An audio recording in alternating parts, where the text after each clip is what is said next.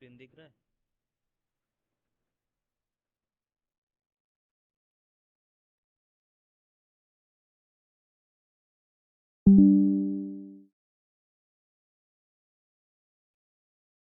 Hello.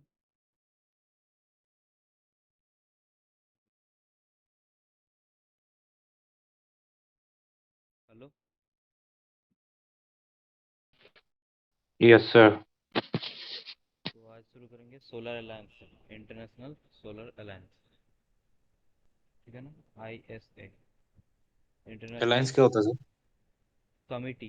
Committee नहीं, एक forum बोल सकते हैं।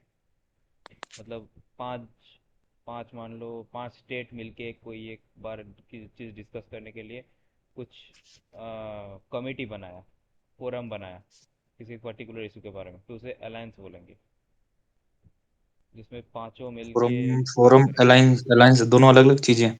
अलायंस और ये फोरम और अलायंस। अलायंस थोड़ा फॉर्मल टर्म है, थोड़ा थोड़ा फॉर्मल टर्म है यार, अलायंस थोड़ा, है ना। मतलब ठीक है सर। इंटरनेशनल वे में यूज़ हो जाता है, जैसे कि ब्रिक्स। ब्रिक्स क्या है? पांच, PRICS, पांच पांच देशों का कंट्रीज सम। का। हाँ, अलायंस है वो। समझ में आया अब अलायंस क्या है?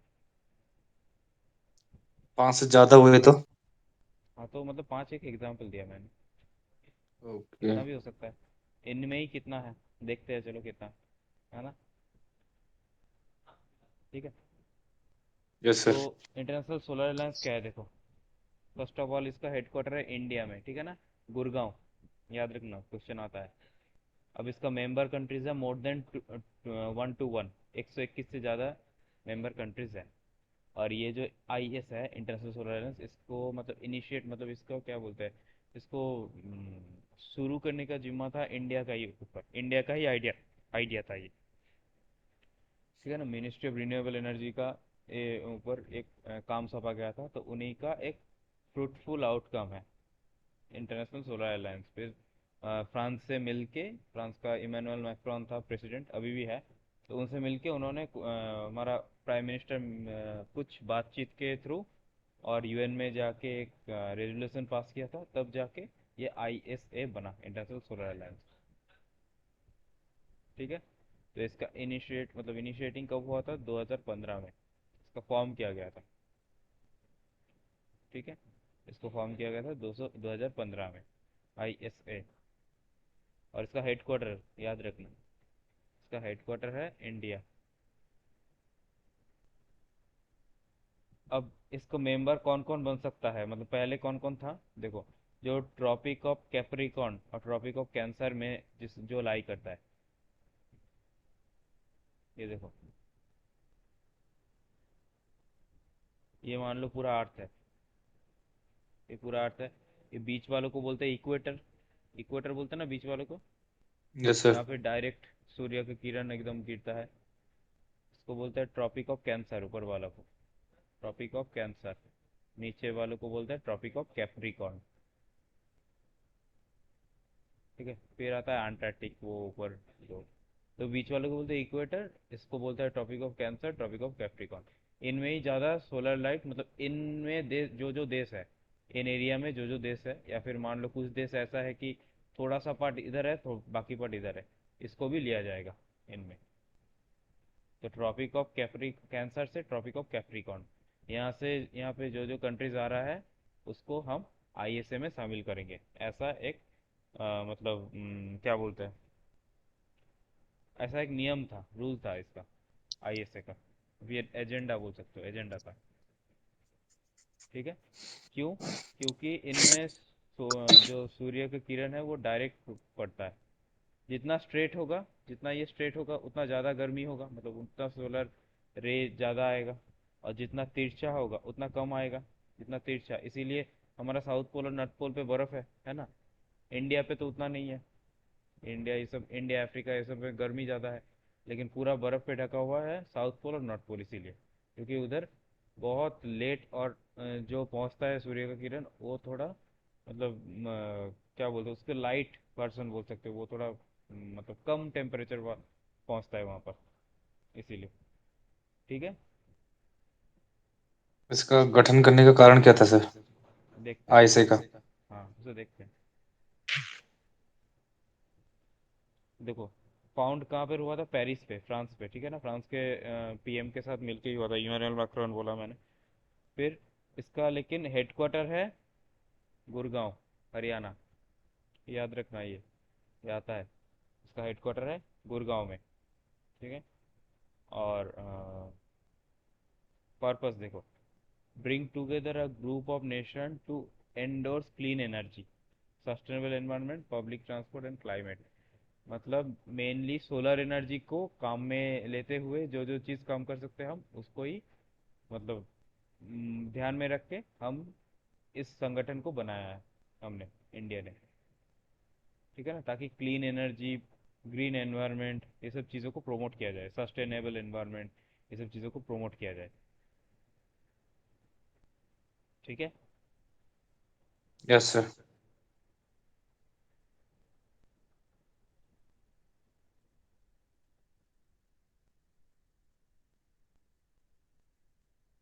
तो देखो, the world meteorological organization, WMO, कब सेटअप हुआ था? 1950 में, जेनेवा, जेनेवा कन्वेंशन बोल के एक था, उस पर हुआ था। फिर टू प्रोमोट, WMO का पर्पस क्या है, बस इतना याद रखो कि to promote international exchange of weather reports and other weather related services. मतलब इंटर गवर्नमेंटल चीज़ें है ये। मतलब मान लो यूएस का कुछ data, weather related data report हम इंडिया के साथ शेयर करेंगे, इंडिया का कुछ हम, मतलब मान लो जापान के साथ शेयर करेंगे, ऐसा टाइप का, क्योंकि उनमें रिसर्च डेवलपमेंट में आसानी होगा, मेट्रोलॉजी रिलेटेड चीज़ें में, ठीक है। तो इसीलिए वो सेटअप किया गया था कि वो वेदर रिपोर्ट को एक्सचेंज कर सके और उसके रिलेटेड सर्विसेज दे सके। जैसे कि हर देश के पास पास सैटेलाइट वगैरह नहीं होता, गिना चुना देश ही है जिसके पास सैटेलाइट होता है, बहुत ज़्यादा। तो जो एडवांस कंट्रीज हम मानते हैं, यूएई वगैरह, उनके पास भी सैटेलाइट वगैरह का सुविधा नहीं है, मतलब लॉन्च फैसिलिटीज़ वगैरह नहीं है। तो उनके लिए क्या करेगा, यूएसए या फिर इंडिया हेल्प कर देगा, ऐसा टाइप का जॉइंटली काम करता है ये। किसके रिलेटेड? कि मेट्रोलॉजिकल सर्विस रिलेटेड, मतलब वेदर रिलेटेड। ना देखो, Brundtland commission, Brundtland commission recognized by IJN, environmental problem with global in nature, ठीक है ना। सस्टेनेबल डेवलपमेंट के लिए ये ब्रूटलैंड कमीशन फॉर्म किया गया था। एक नाम था उसके ऊपर, ये ग्रो हार्लेम ब्रूटलैंड, इसके ऊपर, मतलब वो चेयरमैन था उस कमेटी का, उस कमीशन का, यूएन का। तो उसके नाम पे ब्रूटलैंड कमीशन नाम रखा गया। तो वो ब्रूटलैंड कमीशन का काम क्या था? सस्टेनेबल डेवलपमेंट के ऊपर काम करना, ठीक है। सस्टेनेबल डेवलपमेंट में क्या क्या चीजें आएंगी? मतलब ठीक से सही से चीज़ों को यूज़ करो, यूटिलाइज जितना चाहिए उतना यूज़ करो, ग्रीन नेचर को प्रमोट करो। फिर जो फॉसिल फ्यूल है उनका यूज़ कम करो, जैसे कि पेट्रोल, डीजल, कोयला, ये सब। लेकिन अब ये तो सब अगर पॉपुलेशन बढ़ गई है तो उसका यूज तो ज्यादा होगा। नहीं, उसको कम करो, रिड्यूस करो, पानी को बचाओ, उसको बोलते हैं सस्टेनेबल डेवलपमेंट। मतलब डेवलप करो लेकिन सस्टेनेबल वे में, ताकि सस्टेन हो चीज़ें, मतलब हम अपने नेक्स्ट जनरेशन को के लिए भी कुछ रख के जाए, ठीक है। बहुत मुश्किल है। मुश्किल, हाँ मुश्किल तो है, लेकिन फिर भी चैलेंज करना पड़ेगा, मतलब चैलेंज वाला काम करना पड़ेगा, नहीं तो दुनिया ख़त्म।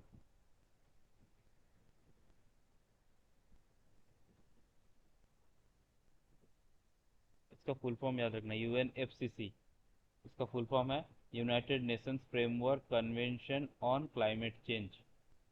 यूनाइटेड नेशन, ये UNEP के अंडर है,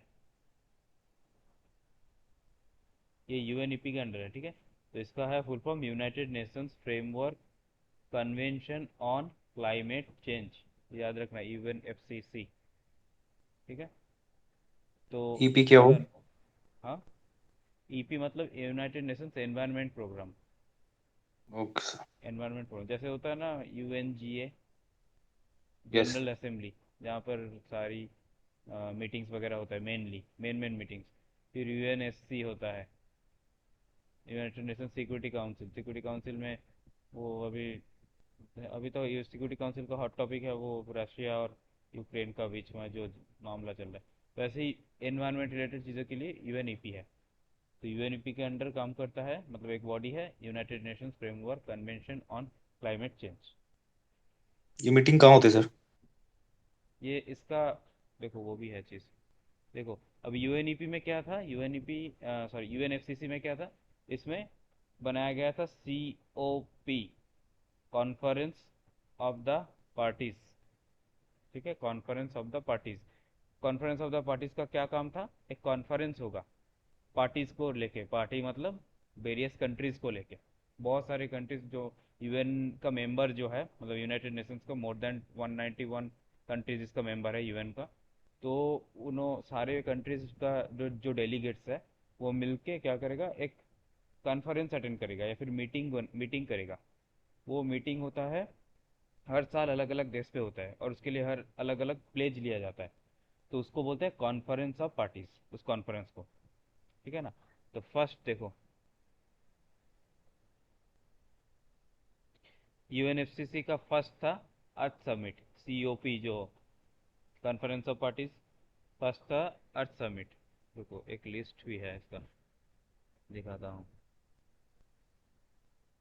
हम्म, ये देखो। ठीक है ना, अर्थ समिट। उसके बाद सॉरी, फर्स्ट सीओपी है बर्लिन में हुआ था, जर्मनी पे। ठीक है, ये इतना इंपॉर्टेंट नहीं है, ये भी इंपॉर्टेंट नहीं है। कियोटो प्रोटोकॉल, इसका नाम सुनो, कियोटो प्रोटोकॉल। तो ये सारे सुना तो कॉन्फ्रेंस है। ऑफ पार्टीज का है। ये है थर्ड सीओपी था, मतलब 3 नंबर मीटिंग था। देखो हर सीओपी साल को हो फुल रहा है। फॉर्म बताइए सर एक बार। Hmm, conference of parties. COP conference of parties. ठीक सर, ठीक। ठीक है, अब 1995 में फर्स्ट हुआ था, सेकंड हुआ था इसमें, थर्ड हुआ था। कियोटो प्रोटोकॉल थर्ड है 1997 में, याद रखना। ठीक है, और 23 में, ये लेटेस्ट वाला है, 28 सीओपी है, 28वां कॉन्फ्रेंस ऑफ पार्टीज है। ये हुआ था दुबई में, रिसेंटली हुआ, तो कुछ महीने किस पहले बारे ही में हुआ। इसमें चर्चा होती है सर? हाँ, किस बारे में चर्चा होती है इसमें? इसमें वो sustainable development related, okay sir. Sustainable development related चीज़ों के बारे में। ये इसी पे तो हुआ था ना, sustainable development goal, millennium development goal, पढ़े थे हमने। Yes sir. हाँ, यस तो सर। इसी पे डिसाइड किया जाता है क्या क्या गोल्स रहेगा, क्या क्या करना है, किस देश को क्या करना है, कौन सा लीगली बाइंडेड है, कौन सा नॉन लीगली बाइंडेड है। मतलब इसमें ये तो मान लो एक सीओपी है, ठीक है, मान लो कोई भी सीओपी चल रहा है, मान लो 2023 वाला 28 सीओपी है। अब सीओपी में भी दो टाइप का एजेंडा होता है, दो टाइप का एजेंडा होता है। एक को बोलते हैं लीगली बाइंडेड, एक होता है नॉन लीगली बाइंडेड। ठीक है, लीगली बाइंडेड मतलब जो कंट्रीज को मानना ही है, फॉलो करना ही है कंट्रीज को। अगर वो फुलफिल, मतलब मान लो कि कुछ एक है कि मान लो कार्बन एमिशन एक साल के अंदर 10% रिड्यूस करना पड़ेगा। ठीक है, ये लीगली बाइंडेड था। तो अगर ये मान लो अचीव नहीं कर पाया, मान लो इंडिया अचीव नहीं कर पाया वो चीज़ एक साल के अंदर या फिर 5 साल के अंदर, जो भी डिसाइड किया जाएगा, तो क्या होगा, एक बहुत बड़ा अमाउंट फाइन देना पड़ेगा यूएन को। एक बहुत बड़ा अमाउंट, वो अमाउंट भी डिसाइड होता है कि इतना बड़ा अमाउंट वो पॉपुलेशन और एरिया के हिसाब से, और जितना कार्बन एमिशन हो रहा है उसके हिसाब से कैलकुलेशन करके वो किया जाता है कि इतना अमाउंट, इतना बिलियन डॉलर्स आप फाइन दे देना अगर आप ये अचीव नहीं कर पाए। ठीक है ना, ये होता है लीगली बाइंडेड, मतलब कुछ चीज़ें होता है जो आपको करना ही है, नहीं कर पाओगे तो उसका कुछ पनिशमेंट है। और नॉन लीगली बाइंडेड, ये मतलब कोशिश करो, मतलब कर लिए तो अच्छा है, नहीं कर लिए तो कोशिश करो, ऐसा, उसके लिए कुछ फाइन वगैरह कोई ऐसा कुछ नहीं है। ठीक है ना। तो ये सारे जो कन्वेंशंस होता है, कोई कॉन्फ्रेंस ऑफ पार्टीज होता है, इनमें दो चीज़ होता है, लीगली बाइंडेड और नॉन लीगली बाइंडेड। ठीक है, समझ में आया चीज़। यस। ओके, इसका मिसयूज़ भी होता है, ये जो चीज़ है ना, इसका मिसयूज़ भी होता है। सबसे ज़्यादा कार्बन एमिशन होता है चाइना से। चाइना क्या करता है, चाइना का पूरा जो इकोनॉमी है उसका मॉडल ही है एक्सपोर्ट बेस्ड मॉडल।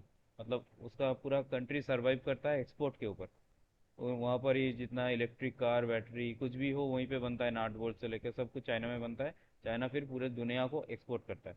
तो ऑब्वियसली बात है, चाइना में तो कार्बन एमिशन ज़्यादा होगा ही, फैक्ट्री से ज़्यादा होगा इसके लिए, तो कार्बन एमिशन ज़्यादा होगा ही। तो अगर यूएस मान लो सब कुछ इंपोर्ट करता है, यूएस में इसीलिए सब कुछ चीज़ महंगा है, हर कोई चीज़ महंगा है।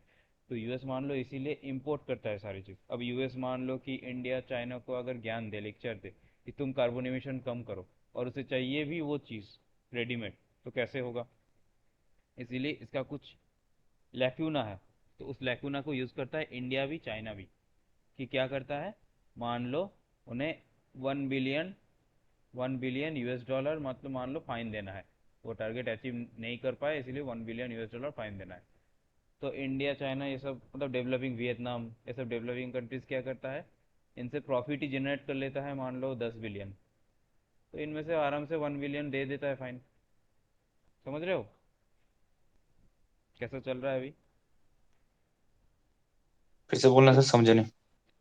मतलब मान लो कि यहाँ पर डिसाइड किया गया है कि तुम अगर टारगेट अचीव नहीं कर पाओगे तो 1 बिलियन फाइन दे देना, 1 बिलियन यूएस डॉलर। ठीक ठीक है है। सर। अब इंडिया प्रॉफिट ही इतना जनरेट कर लेता है, अभी देखना डिफेंस एक्सपोर्ट में भी इंडिया बहुत ज़्यादा प्रॉफिट जनरेट किया है। तो मान लो कि India 10 billion dollar profit generate कर लिया, तो उनसे जी एक सर। बिलियन डॉलर दे देना, फाइन दे देना, कोई बड़ी बात नहीं है। हाँ ये भी है। हाँ, वैसे ही होता है। मतलब ऐसे ही सिस्टम चल रहा है अभी। और ये करना भी चाहिए, मतलब मान लो कि जैसे कि जो डेवलप्ड कंट्रीज है लाइक इंग्लैंड वगैरह, वो लोग एक टाइम पे पोल्यूशन फैला चुका है। अब वो लोग डेवलप्ड बन गया है, इसीलिए वो लोग सब कुछ मतलब मैनेज कर सकता है सब कुछ, लेकिन हम लोग बने नहीं, उस जगह पे गए नहीं। तो हम लोगों को तो जाने का मौका देना चाहिए। तो यही है पॉल्यूशन क्रिएट करने का उनको आज़ादी मिल गया। कि पोल्यूशन क्रिएट करने का। मतलब उनको फ्रीडम मिल गया कि भाई वो डेवलप कंट्री है। तब हाँ, तब था ना, तब था एक, तब उतना पॉल्यूशन वगैरह का कंसेप्ट भी नहीं था, अभी आया ये सब, है तो ना। वो तो डेवलप लेकिन कंट्री, उसका उन्हें पता है इम्पैक्ट कि भी भाई है, हम पे कोई फर्क पड़ेगा नहीं। उसका तो इम्पैक्ट भी है ना एक, चाहे कभी भी करे, 100 साल पहले भी कर चुके हो, लेकिन इम्पैक्ट भी तो है उसका, उसको तो हम इग्नोर नहीं कर सकते। यस तो सर। ये चीज़ है, ठीक है। आगे बढ़ते हैं। अर्थ समिट, ये है रियो डी जेनेरियो समिट बोलते हैं इसको, first first Rio de Janeiro summit. ठीक है। ये हुआ था 1992 में। साल याद रखना। फर्स्ट अर्थ समिट हुआ था 1992 में। ये हर 10 साल बाद बाद होता है, ये एवरी 10 ईयर्स बाद बाद होता है अर्थ समिट। और होता है रियो डी जेनेरियो में ही होता है, ब्राज़ील का रियो डी जेनेरियो में। ठीक है ना। 1992, फिर 2002 में, फिर 2012 में, फिर 2022 में, ऐसा करके 10 साल बाद बाद होता है। ठीक है। और इसका यस। एजेंट इसका रहता है, देखो, अर्थ समिट में क्या क्या होता है देखो। एनवायरनमेंट एंड डेवलपमेंट के ऊपर एजेंडा लिया जाता है, डिक्लेरेशन लिया जाता है। एजेंडा 21 और फॉरेस्ट प्रिंसिपल्स, ये सब लिया जाता है, मतलब एजेंडा टाइप का है ये। और इनमें लीगली बाइंडेड क्या क्या था, लीगली और नॉन लीगली बताया था मैंने। Convention on biological diversity, biological diversity के ऊपर ध्यान रखना। फिर framework convention on climate change, ठीक है। United Nation convention combat desertification, desert ना हो उसके लिए कुछ स्टेप लो। ठीक है। वो अफ्रीका का जो डिजर्ट है वो एरिया बढ़ रहा है धीरे धीरे, उसको कंट्रोल पे रखो।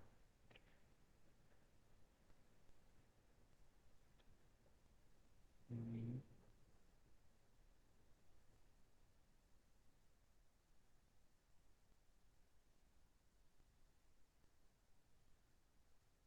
देखो रियो+10 मतलब 2002 वाला, वो था 1992। फिर आता है 2002, फिर आता है 2012। तो 2002 में क्या था वो, देखो, integration on off economic environmental and social decision making, इसके ऊपर फोकस था 2002 वाला। उस पे क्या था, कॉम्बैट डिजर्टिफिकेशन ये सब था ना, 1992 वाला। अभी बोला 1992 वाला कॉम्बैट डिजर्टिफिकेशन, एजेंडा 21 ये सब था। और 2002 में क्या था, integration of economic environmental and social decision making. अब 2012 वाला क्या था देखो, reconciling the economic and environmental goals of the global community. अब ग्लोबली सोचने लगे है ना। Reconciling the economic and environmental goal of the global community, ये था 2012 वाला। ठीक है। अब इसका कुछ ऑब्जेक्टिव्स था, 3 objective. Secure renewed political commitment for sustainable development.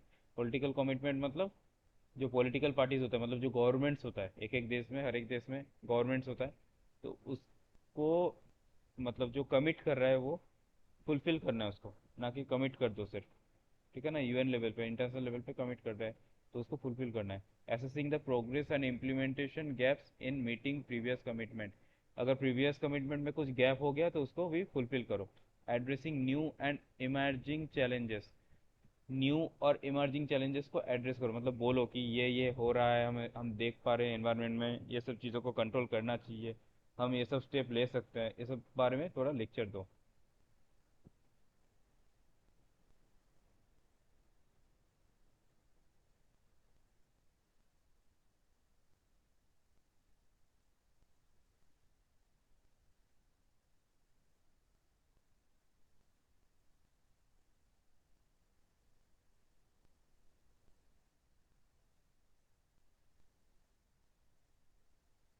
Kyoto protocol, ये इंपॉर्टेंट है ना। क्योटो प्रोटोकॉल, क्योटो एक जापान में एक शहर था। ठीक है ना, वहाँ पर एक सीओपी ऑर्गेनाइज किया गया था। सीओपी अभी बताया, कॉन्फ्रेंस ऑफ पार्टीज। तो ये कितना था, थर्ड सीओपी था। 1997 में हेल्ड हुआ था ये। तो इसका, कहा गया, इसमें कौन कौन शामिल था देखो। Covered countries with 24% of global emission, मतलब ग्लोबल एमिशन मतलब कार्बन एमिशन की बात कर रहा है, कार्बन प्रोडक्शन जिसमें ज़्यादा होता है, 24%। ठीक है ना, वो कंट्रीज इसमें पार्टिसिपेट किया था। ठीक है। तो इसका मतलब मेन ऑब्जेक्टिव्स क्या था क्योटो प्रोटोकॉल का, जो ग्लोबल कार्बन एमिशन है उसको रिड्यूस करना। ठीक है, कार्बन यस। एमिशन को रिड्यूस करना, क्योटो प्रोटोकॉल।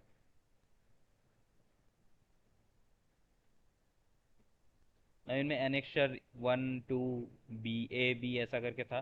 तो उनका एक मैप दिया गया है, ऐसा मतलब कौन कौन एनेक्शर ए में पढ़ रहा है, कौन कौन बी में पढ़ रहा है, ये सब टाइप का। ठीक है, ये पढ़ लेना, उसमें कुछ है नहीं, और मतलब जस्ट नॉलेज के लिए पढ़ना, याद रखने की भी ज़रूरत नहीं है।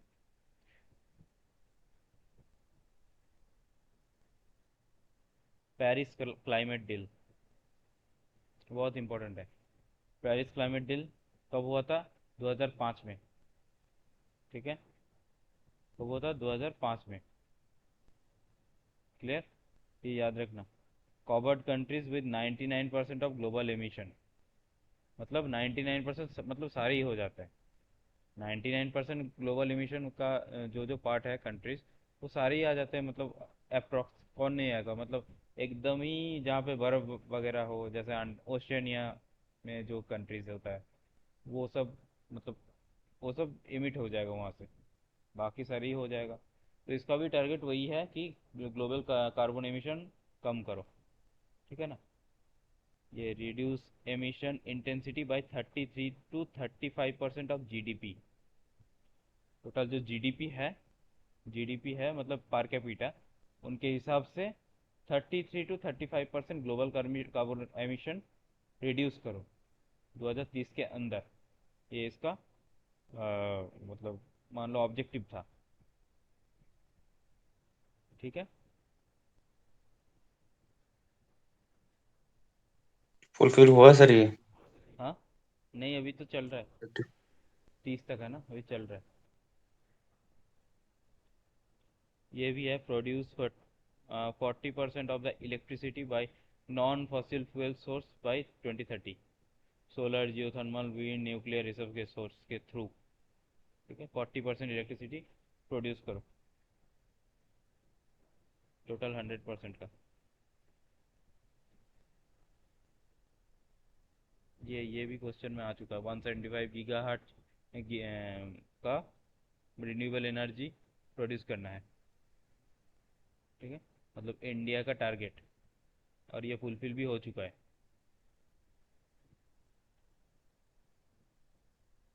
पेरिस एग्रीमेंट, पेरिस एग्रीमेंट का था, मतलब जो ओवरऑल टेम्परेचर है क्लाइमेट का, उनको कंट्रोल करने के ऊपर था पेरिस एग्रीमेंट, ठीक है। तो Paris agreement, the main objective of the Paris agreement is to combat climate change, to limit the global temperature increase by 2 degree Celsius by the end of the century. Century end कब हो रहा है? 2099, मतलब 3000 तक, sorry 3000 नहीं, 2100 तक, ये इनके अंदर ओनली मैक्सिमम 2 डिग्री सेल्सियस ही हम बढ़ा सकते हैं, इससे ज़्यादा नहीं बढ़ाना है, मतलब ये इसका टारगेट था, ठीक है, पेरिस एग्रीमेंट का। क्लियर? अभी तो इतना तो पहुंचने वाले होंगे। हाँ, ये तो हो ही चुका है, ये तो ये बहुत तो हो लंबी ही चौड़ी चुका है। बात बोल दी। हाँ, लेकिन मतलब फिर भी एक अच्छा टारगेट लेके चलोगे तो सपोज कुछ ना कुछ तो होगा, मुश्किल है सर अब तो। ठीक है। तो ये पेरिस एग्रीमेंट का टारगेट था, ये याद रखना, 2 डिग्री सेल्सियस। शॉर्ट मतलब क्वेश्चन में आता है, एमसीक्यू डायरेक्ट में आता है, ठीक है।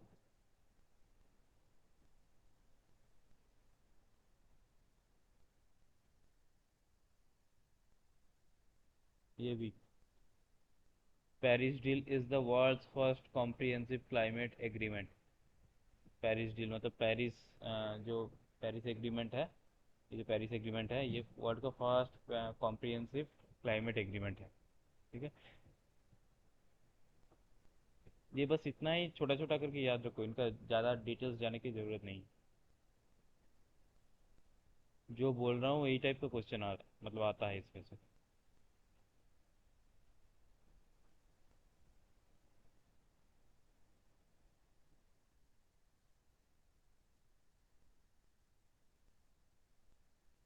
ये यूएनएफसीसी के अंडर है, इंटेंडेड नेशनली डिटरमाइंड कंट्रीब्यूशन, ठीक है, यूएनएफसीसी के अंडर आता है, ये इंडिया का, ठीक है। तो इसके अंदर क्या आता है? Sustainable lifestyle, cleaner economic development, reduce emission intensity of gross domestic product, increase the share of non-fossil fuel based electricity, enhancing carbon sink forest, मतलब कार्बन कार्बन सिंक होता है फॉरेस्ट पे। सिंक मतलब बेसिन होता है ना, जहाँ पे हम पानी वगैरह हाथ मुंह धोते हैं, सिंक। तो वैसे ही यस। फॉरेस्ट में कार्बन का एक सिंक होता है, मतलब सोर्स होता है, मतलब मान लो कि स्टोरेज होता है, वो स्टोरेज बहुत काम में आता है, कार्बन सिंक, सॉरी गलत बताया। ये कार्बन सिंक मतलब है कि जहाँ से हम लोग उसको रिड्यूस कर सकते हैं, जहाँ से उसको रिड्यूस कर सकते हैं, जैसे कि सिंक सिंक के थ्रू पानी रिड्यूस हो जाता है ना, मतलब पानी स्टोर नहीं होता, गिर जाता है। तो वैसे ही फॉरेस्ट क्या करता है, कार्बन को एब्जॉर्ब कर लेता है हमारा, इसीलिए तो लंग बोलता है ना उसको, हमारा अर्थ का लंग बोलता है अमेजोन रेन फॉरेस्ट को, बोलता है ना। Yes sir. क्यों? क्योंकि वो कार्बन को हाँ। सोक कर लेता है, एब्जॉर्ब कर लेता है, तो इसीलिए उसको बोलता है कार्बन सिंक। मतलब जो फॉरेस्ट होता है, लार्ज फॉरेस्ट, जैसे कि एमपी में बहुत सारा फॉरेस्ट है, या फिर और भी जगह है, उत्तराखंड में भी है, वेस्ट बंगाल के कुछ जगह है, केरल के कुछ जगह है, तो उनमें से क्या क्या बहुत सारे फॉरेस्ट है। तो फॉरेस्ट क्या काम करता है, जो कार्बन एमिट हो रहा है बाइक वगैरह या फिर फैक्ट्रीज से, तो वो सोक कर लेता है, पेड़ वगैरह, इसलिए कार्बन सिंक बोलते हैं। एनहांसिंग कार्बन सिंक मतलब फॉरेस्ट्री करो, ग्रीनरी, पेड़ लगाओ। adaptation, mobilizing finance, technology transfer and capacity building, environment के related। now biosphere zoning, biosphere reserve zoning, सबसे पहले आता है कोर एरिया, सबसे अंदर। देखो कोर एरिया क्या है, it is a comprises of strictly protected ecosystem that contribute to the conservation of landscape ecosystem species and genetic variation। ये एक ऐसा जगह है, ये कोर एरिया ऐसा जगह है जो कि हाईली रेस्ट्रिक्टेड जगह होता है, कोर एरिया, ठीक है। यहाँ पे देखो एम मतलब मॉनिटरिंग में रखा गया था इसको, जहाँ पे बहुत he endangered species, flora fauna मतलब पेड़ या फिर कोई जानवर रहता है, उसका हैबिटेट है वहाँ पर, उस जगह कॉमन पीपल जा नहीं सकता, कोई भी बस्ती वगैरह नहीं हो सकता वहाँ पर। ठीक है, तो उस जगह को मॉनिटरिंग के लिए रखता है गवर्नमेंट, एक नेचुरल एनवायरनमेंट दे के रखता है उन लोगों के लिए। ठीक है, तो हो गया कोर एरिया। कोर एरिया के बाहर होता है बफर जोन।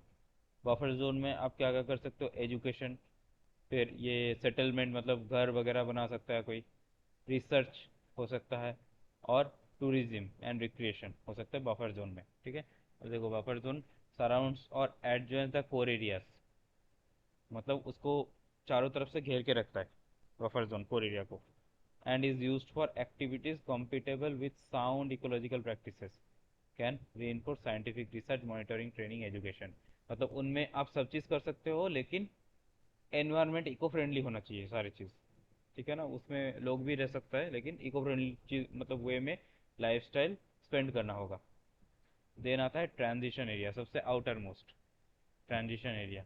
इस पे क्या होता है, इस पे सब चीज़ होता है, घर भी रहता है, मतलब सब कुछ होता है, लेकिन मॉनिटरिंग नहीं रहता है यहाँ पर। मॉनिटरिंग कुछ स्पेसिफिक जगह पे ही रहता है, जो कोर एरिया होता है वहीं पे रहता है। ठीक है ना, यहाँ पर देखो transition area is a part of reserve where the greatest activity is allowed, forestry economy and human development that is socio cultural and ecological sustainable. मतलब यहाँ पर तुम पेड़ वगैरह काट सकते हो, पेड़ लगा के काट सकते हो, या फिर कुछ मतलब मान लो कि शहद वगैरह कलेक्ट करना है, या फिर कुछ फूल पत्ते कलेक्ट करना है, तो ये सब कर सकते हो ट्रांजिशन एरिया से। ठीक है, बफर जोन पे नहीं कर सकते हो, और कोर पे भी नहीं कर सकते हो, कोर पे तो हाईली रेस्ट्रिक्टेड है। Now the biosphere reserve in India. Biosphere reserve total 18 है। ठीक है, टोटल 18 बायोस्फीयर रिजर्व है, जो कि यूनेस्को प्रोटेक्टेड बायोस्फीयर रिजर्व का स्टेटस मिला है। ठीक है, इंडिया में बायोस्फीयर रिजर्व। तो बायोस्फीयर रिजर्व देख लेते हैं एक बार।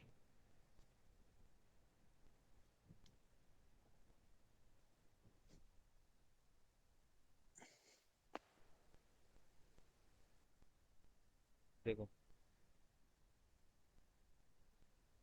इसमें क्या याद रखना है, देखो Nilgiri biosphere reserve.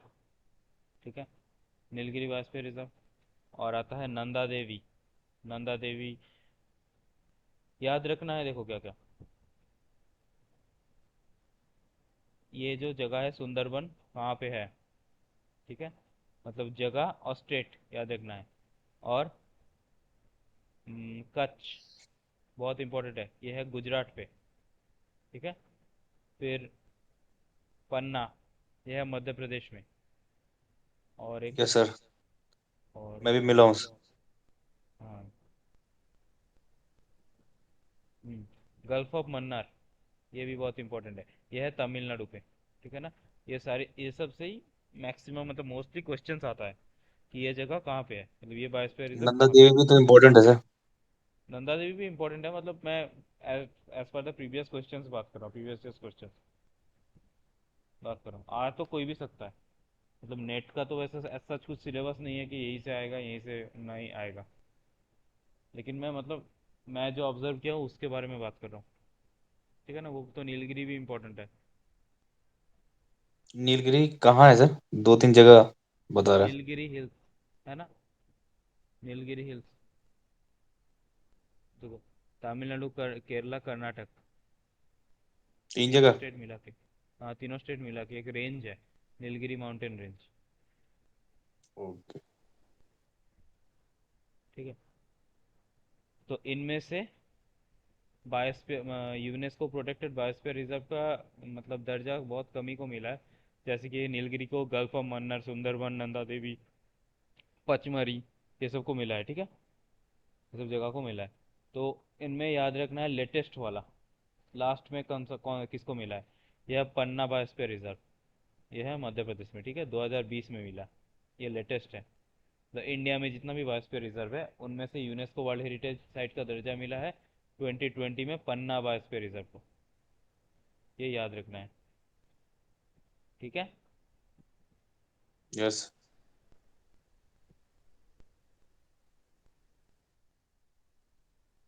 Now IUCN, IUCN इसको बोलते हैं international union for conservation of nature. ठीक है, ये एक बुक पब्लिश करता है, रेड डेटा बुक बोलते हैं इसको। इनमें कुछ लिस्ट बनाया जाता है स्पीसीज का, कौन कौन सा स्पीसीज अभी मतलब किसका कंडीशन अभी सही है, कौन कौन अभी एवोलिश होने वाला है, ऐसा टाइप का एक लिस्ट बनाता है। ठीक है, तो उसका लिस्ट ये है। और इस according to IUCN, according to ये IUCN एक टर्म यूज़ किया जाता है फ्लोरा, FLORA। फ्लोरा मीन्स जो भी ट्रीज होता है, ट्रीज मतलब पेड़ पौधा रिलेटेड चीज़ें, वो होता है फ्लोरा। और एक होता है फौना, FAUNA, मतलब क्रिएचर्स।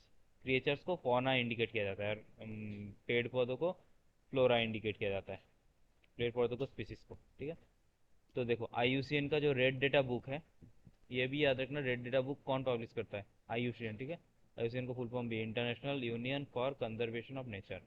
तो इसका कुछ कोड्स होता है। एक्सटिंक्ट, एक्सटिंक्ट मतलब देखो, beyond reasonable doubt that a species is no longer extant, मतलब वो एक्स मतलब वो एग्जिस्ट ही नहीं करता अभी। ठीक है ना, वो एग्जिस्ट ही नहीं करता, वो लुप्त हो चुका है, वो जानवर खत्म हो चुका है। जैसे कि इंडिया से चीता खत्म हो चुका था, लेकिन फिर भी लाया गया है, बाहर की कंट्री से इंपोर्ट करके लाया गया है 5 या 6।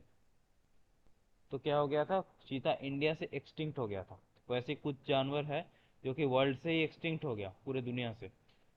वो हो सकता है क्लाइमेट चेंज की वजह से हो सकता है, या फिर हो सकता है कि प्रेडेटर्स की वजह से, मतलब शिकार वगैरह करने के लिए हो सकता है, कुछ भी हो, या फिर फूड शॉर्टेज की वजह से हो सकता है। लेकिन वो हो गया, जैसे कि मैमथ, एक बड़ा हाथी था ना, मैमथ, वो एक्सटिंक्ट हो चुका है। वैसे ही इसको बोलते हैं एक्सटिंक्ट उन जानवरों को। फिर extinct in the wild, extinct in the wild देखो EW, तो इसको बोलते हैं सर्वाइव्स ओनली इन कैप्टिविटी। ठीक है, कल्टीवेशन और आउटसाइड नेटिव रेंज, मतलब ये नेचुरली अब एग्जिस्ट नहीं करता। जैसे नेचुरली होता है जानवर, वाइल्ड एनिमल, वैसे एग्जिस्ट नहीं करता। इसको अगर मैन मेड किसी आर्टिफिशियल कोई मतलब जगह पे रख के कुछ किया जा सके तो ये सरवाइव कर सकता है। इसीलिए जू वगैरह बनाया जाता है ना। इसीलिए तो जू का मतलब वो नहीं होता है कि लोग घूमे टिकट खरीद के कुछ जानवर देख के जाए।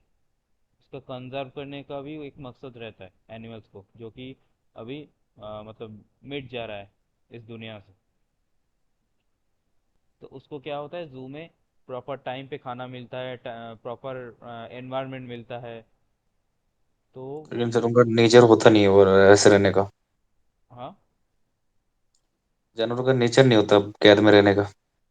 लेकिन फिर भी क्या करे वो, मतलब वो अगर बाहर छोड़ दोगे तो वो बाहर वाला एनवायरनमेंट उसके लिए है ही नहीं अभी। अभी का एनवायरनमेंट उसके लिए परफेक्ट है ही नहीं। ठीक है ना। लेकिन उसके बाद जू जब बन जाता है उसके बाद छोड़ते कहाँ हैं उनको? नहीं, ध्यान रखा जाता है, ऐसा नहीं है। अब कुछ कुछ घोटाला होता है, जैसे कि लालू प्रसाद ने किया था चारा घोटाला, मतलब जानवर का भी खाना को लेकर भी उनका मतलब उनको भी पैसा मारना है उसमें भी। तो वैसा टाइप का अगर कुछ इशू ना हो तो अच्छे से ही ध्यान रखा जाता है। उनको उनको अगर जब जानवर जब मर जाता है तो प्रॉपरली बरी किया जाता है उसको, सब कुछ ध्यान रखा जाता है। और एक मतलब एडवांटेज होता है, उनका जो जीन होता है उनको लेकर एक मतलब अभी का एनवायरनमेंट में सूट करने वाला एक जानवर नया बनाया जाता है। मतलब मान पता लो नहीं कि, होगा सर। हाँ मान लो कि कोई बकरी, मतलब मान लो बकरी अभी का एनवायरनमेंट में जिंदा नहीं रह सकता, तो ऐसा एक बकरी, ऐसा एक टाइप का बकरी बना दिया जो अभी का एनवायरनमेंट को अच्छे से झेल सकता है और इजीली सरवाइव कर सकता है। तो इस काम में भी जीन टेक्नोलॉजिकल जो एडवांसमेंट है उनमें भी काम आता है ये सब। लेकिन ये नेचुरली एग्जिस्ट नहीं करता या फिर कर नहीं सकता, इसको बोलते हैं EW।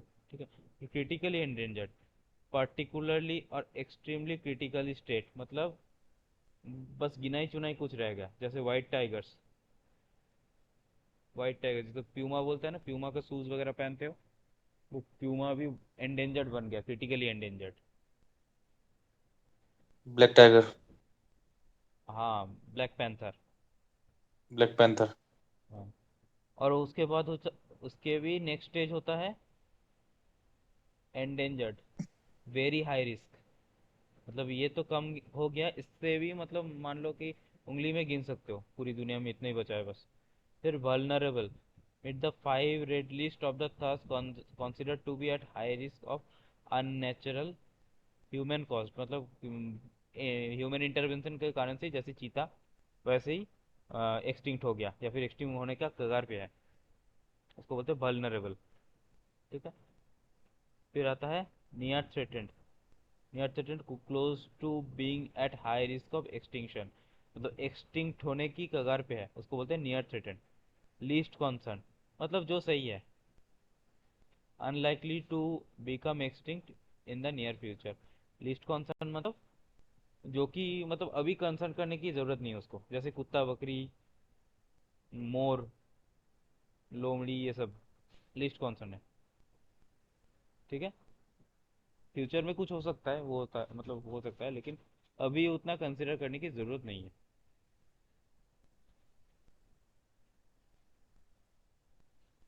इंडिया डब्ल्यू का, डब्ल्यू एफ। हाँ डब्ल्यू डब्ल्यू एफ रेसलिंग वाला नहीं है, ये है वर्ल्ड वाइल्ड लाइफ फंड, इसको बोलते हैं वर्ल्ड वाइल्ड लाइफ फंड। ठीक है ना। तो इंडिया का, according to W W F, India का कुछ थ्रेटेंड स्पीसीज है, जैसे कि sarus crane, common leopard, great Indian bustard, Himalayan koel, ऐसा करके लिस्ट है। ठीक है। ये सारे एनिमल्स वो थ्रेटेंड के अंडर आता है, थ्रेटेंड कैटेगरी के अंडर आता है। ठीक है। ये जस्ट मतलब नॉलेज की जगह रख लो, ये उतना आता नहीं है। ठीक है। I don't know what. फिर आता है Later, A I R. A I R ये है द एयर, मतलब एयर प्रिवेंशन एक्ट। ये कब हुआ था? 1981 में। ठीक है, 1981 में आया था air prevention act, A I R. ठीक है। ये बस साल याद रखना। एयर प्रिवेंशन एक्ट मतलब क्या करना है, एयर को कैसे प्रोटेक्ट करना है, मतलब पॉल्यूशन होने से बचा, कैसे बचाएंगे, या फिर पॉल्यूटेंट्स से कैसे बचाए, वही होता है एयर प्रिवेंशन एक्ट। ठीक है, 1981, बस साल याद रखो और कुछ नहीं है। फॉरेस्ट कंजर्वेशन एक्ट, ये है 1980, फॉरेस्ट कंजर्वेशन एक्ट। ये फॉरेस्ट को कैसे बचाए ये सब। ठीक है ना, वही मतलब मेन मुद्दा वही है। बस शॉर्ट शॉर्ट क्वेश्चन आ जाता है इनमें से। फिर वाइल्ड लाइफ प्रोटेक्शन एक्ट 1972, इनमें से या तो वो डायरेक्ट क्वेश्चन आ जाता है या फिर वो मैचिंग वाला आता है। ये सारे एक्ट दे देगा फिर मैचिंग दे देगा। ठीक है। अब ये देखो इंपॉर्टेंट है, सेंचुअरीज। सेंचुअरीज नेशनल पार्क, जैसे गिर नेशनल पार्क है, वैसे सेंचुअरीज, ये सब अलग अलग टर्म है। ठीक है। तो ये क्या है देखो, और भी है, conservation reserve, community reserve, tiger reserve. तो सेंचुरीज क्या है देखो, द स्टेट और सेंट्रल गवर्नमेंट में notify declare its intention to constitute any area as a sanctuary to protecting wildlife and the environment। ठीक है। तो इनमें क्या है कि स्टेट गवर्नमेंट और सेंट्रल गवर्नमेंट एक एरिया डिसाइड करता है जिसमें वो कुछ वाइल्ड लाइफ को प्रोटेक्ट कर सके, उसको बोलते हैं सेंचुअरी। क्लियर? क्लियर है? Yes sir. सेंचुरी। अब देखो नेशनल पार्क, स्टेट और सेंट्रल गवर्नमेंट में declare an area where inside a sanctuary or not as a national park for the purpose of protecting and developing wildlife and its environment। Same है, बस देखो इनमें कुछ चीज़ें आ जाता है। No grazing is allowed inside a national park, मतलब भेड़ बकरी गाय को आप छोड़ नहीं सकते हो कि थोड़ा घास खा के आ जाओ। ठीक है ना, ये भी हाईली प्रोटेक्टेड होता है नेशनल पार्क।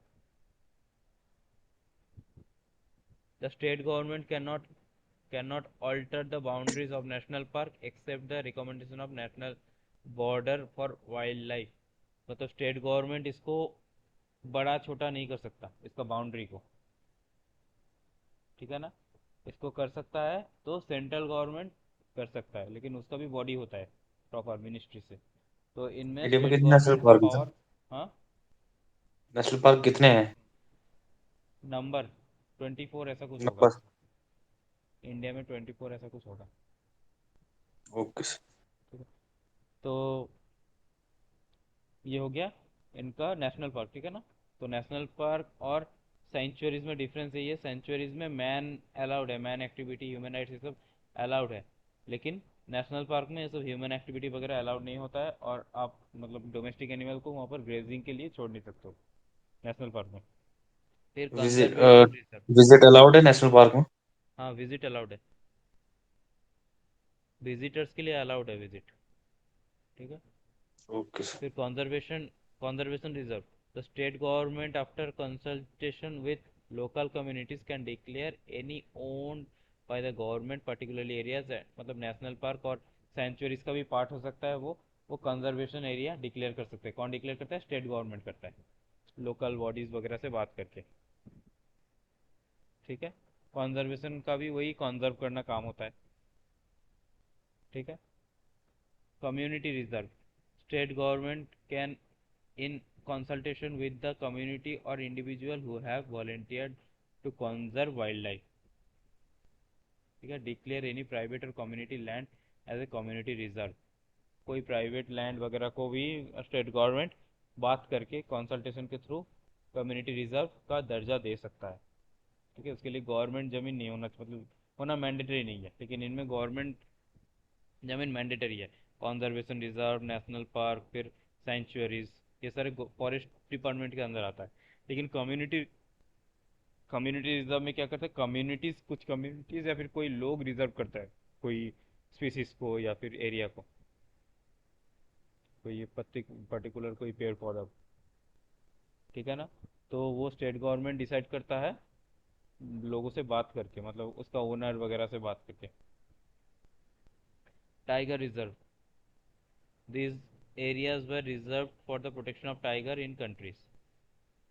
ठीक है। टाइगर रिजर्व कितना है?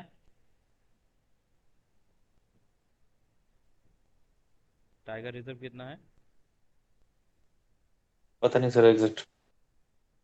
Total number of tiger reserve है 21 शायद, शायद ट्वेंटी पूरे वन है। इंडिया में? ये देखना पड़ेगा, ठीक है, अप्रॉक्स ये है, तो ये देखना पड़ेगा। तो इम्पोर्टेंट नहीं है वो, जो जो इम्पोर्टेंट है इसका कंसेप्ट इम्पोर्टेंट है। सेंचुरीज क्या है, नेशनल पार्क क्या है, कंजर्वेशन रिजर्व, कम्युनिटी और टाइगर रिजर्व। ठीक है। चलो देख लेते हैं, एक साइट है।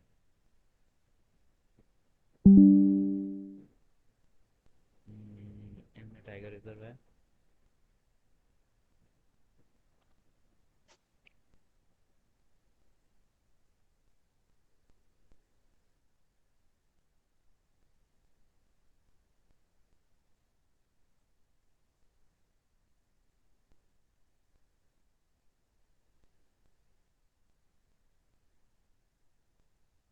ओके, 53 टाइगर रिजर्व है। ठीक है, 53 टाइगर रिजर्व है। ये लिस्ट ओके है, सर। ये लिस्ट है, दिख रहा है। जी सर। और ये मैप है टाइगर रिजर्व का, इंडिया का, जो ब्लू डॉट्स है। कौन सी साइड है? हाँ, साइड कौन सी है? मैं शेयर कर दूंगा, मैं शेयर कर दूंगा, ठीक है। इनमें सब कुछ मिल जाएगा आपको इस साइट पे। Elephant reserve.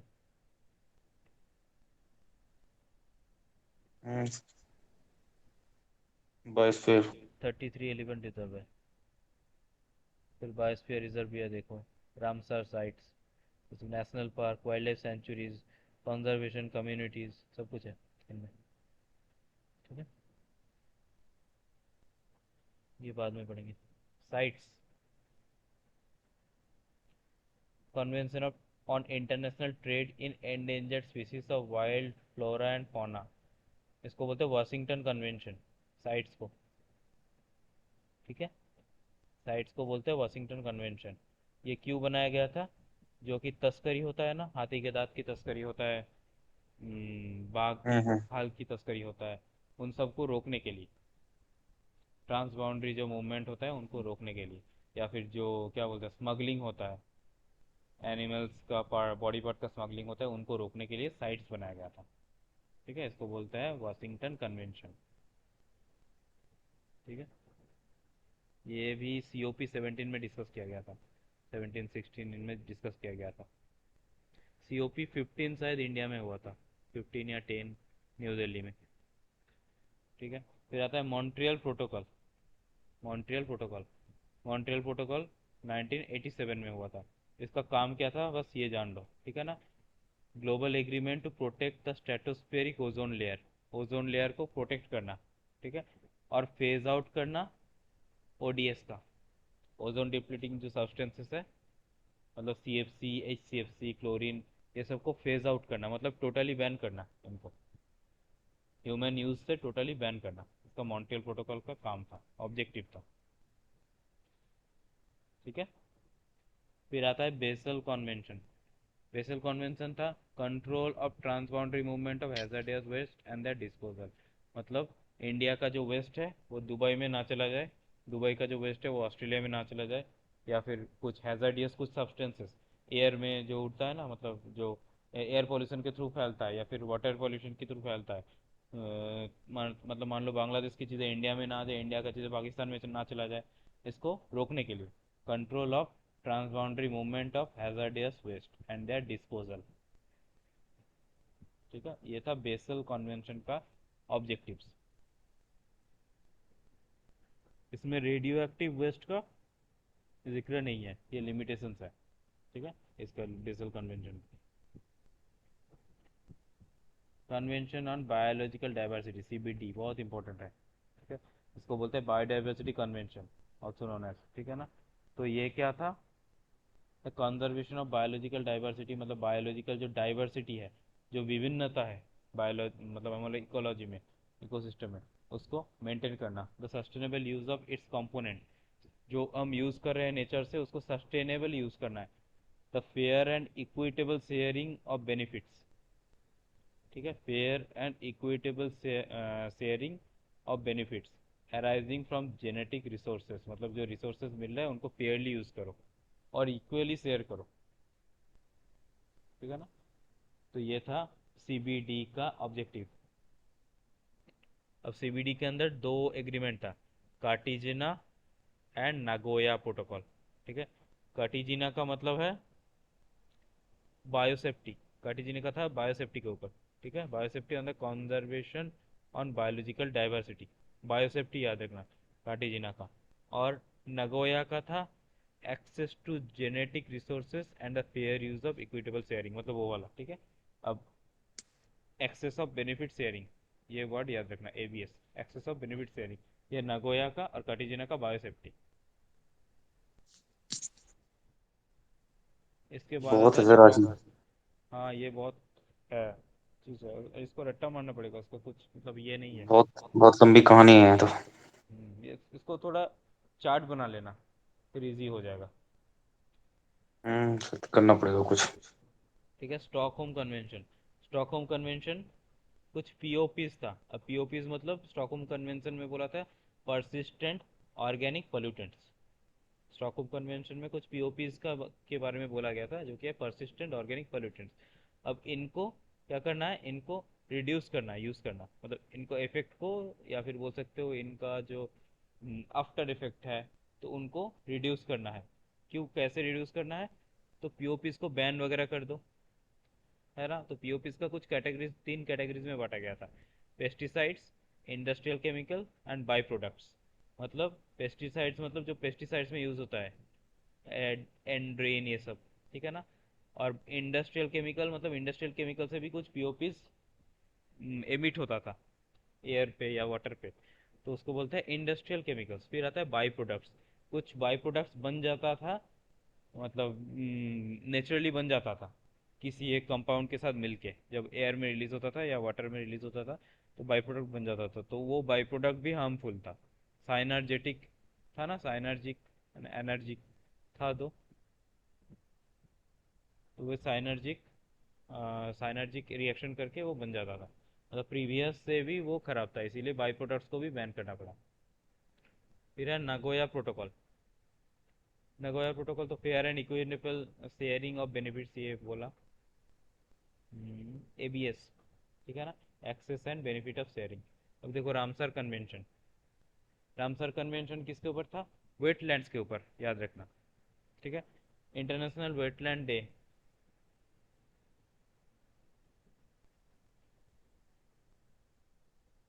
मैं देख के आने के लिए बोला था ना, इंटरनेशनल वेटलैंड डे